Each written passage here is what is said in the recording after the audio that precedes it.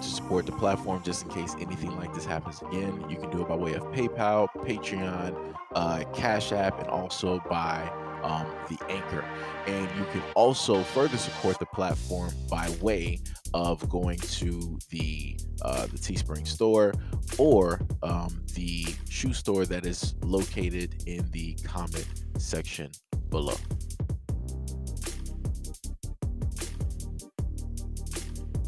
A 65-year-old woman got into a physical altercation with a grocery store clerk after finding a $50 bill on the floor and wanting to keep it. The clerk demanded Betty Smith, 65, hand the money over, and when she refused, locked her in the store to prevent her from leaving. I told the cashier, "Look here, my lucky day," Smith says. The woman at the counter says, "Oh no, you can't leave with that ... That might be my friend's money. He wasn't here earlier." The situation spiraled after that and police were called. Here's what happened. Smith was at the Lindemann grocery store off State Highway 159 on January 15th to buy ice cream and a honey bun for her son when she found the money just lying on the floor, Fox 26 Houston reports. Smith refused to hand the money over, so the clerk wouldn't let her leave the store. They went to the door and locked me in, Smith says. Video of the incident shows a female employee grabbing the bill from Smith's hand. When she tried to fight back, another male and female employee shoved her. Smith says they used racial slurs against her and told her she couldn't leave. Smith says her son, who has special needs, was waiting outside in the car. Smith called her granddaughter Destiny Cyrus for help, who came to her rescue. She was frantic, says Cyrus. I rushed out of the shower and put on a robe.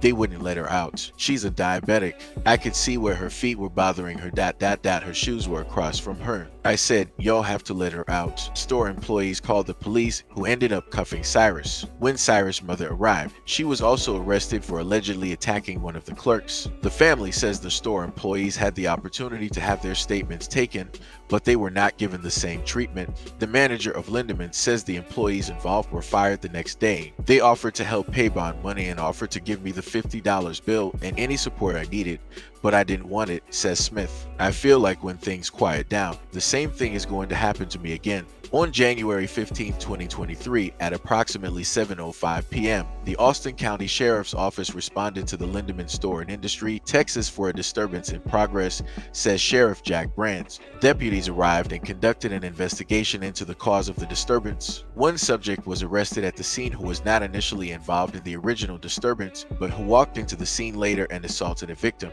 This secondary assault was captured on camera as well. Currently, the statements, videos, body-worn camera video, and all evidence collected has been forwarded to the Austin County District Attorney for consideration of potential charges against various individuals. I'm 65 years old and I ain't never been to jail in my life, and some of the people that got it out there, they had me in there being held captive because I had stole something out the store.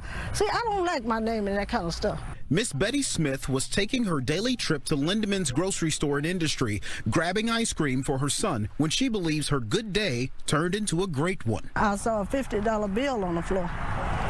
And I told the cashier, I said, look at him, my lucky day. That's when she says the cashier tells Miss Smith the cash might belong to a friend of theirs and demanded her to leave it there. She was the only customer in the store. I was especially scared of the one in the pink, because she had me around my neck and was she strong. And she was all in my ear. You black, you're not getting out of here. I feel like when things quiet down, the same thing was going to happen to me again. By now, she's called her granddaughter, who jumped out of her shower to come and help.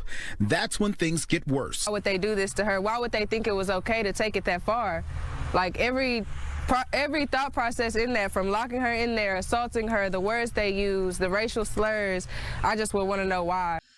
So basically what in a sense took place is something I'm pretty sure that has happened to everybody once in their life, where it was like, hey, walking by, you find $1 or $2 or 10 or 20, and you're like, hey, it's a lucky day, the gods are smiling directly upon me.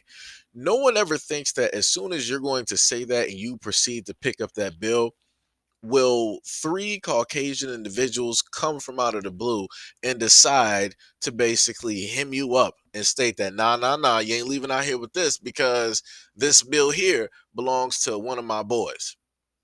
Just leave it there.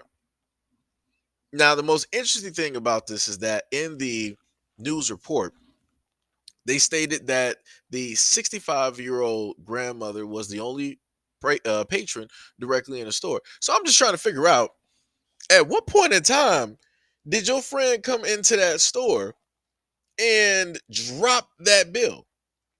And then on top of that, how is it possible that your friend supposedly came to the store, dropped the bill, and didn't immediately just return back? They didn't check their pockets, they didn't check their wallet, they didn't get home and just start looking around and find out, oh, I dropped this. Hey, let me hurry up and call them real quick to see if, if they found anything. You didn't hear anything about any type of calls being made. You didn't hear nothing about the woman trying to contact her friend to see if they might have dropped something. Like I said, a lot of things could have been cleared up a multitude of different ways, but that's not specifically what took place. And, it was also stated that some slurs were used as the grandmother was being held against her will by the three employees that were there, two female, one male. And as she was being held, the male employee decided that he wanted to snatch the bill directly from her. You mean to tell me that these three employees are so hard up for money that they got to sit up there and go after a 65-year-old woman that just found a bill directly on the floor? We know it didn't come from the cash register, because if a bill came from the cash register, it would have fell directly behind the register.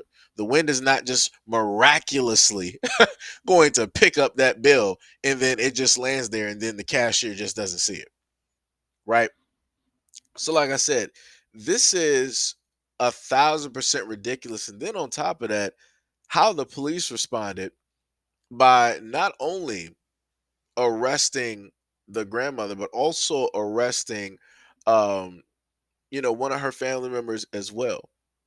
And that's crazy, because the young woman, she only came there due to the fact that her grandmother was inside of the place, and her grandmother is diabetic.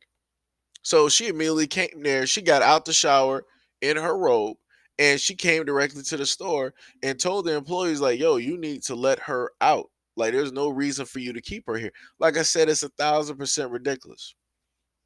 And if the young woman did go off, I completely 100% understand why it is that she went off, because literally 65-year-old woman, three people. How is that even fair? It's not. Not in any existence is that even like a fair type of toss up. And you're holding her there against her will, as if she literally trying to frame it and make it seem as though she stole from the store. She didn't. She didn't steal from nobody. It was, whenever, we all know this, if nobody is around and there is money directly on the floor, that is yours. That is yours. Ain't nobody there. There's no other customers. Hey, did anybody sit up there and drop some money? Because you know how it gets. If you sit up there and tell people, like, hey, did anybody drop some money? You have people try to be slick, like, how much is it? I'm like, no, did you drop some? How much is it? No, you should know exactly what money. Never mind. Right. Then you got to just move on, a whole different way.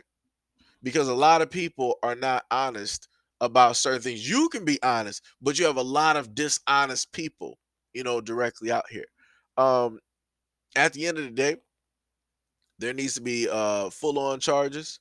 And more than likely, they don't have any hate crime charges down there. But whatever charges that they can, specifically throw directly at those three employees, those charges need to be thrown specifically at those employees.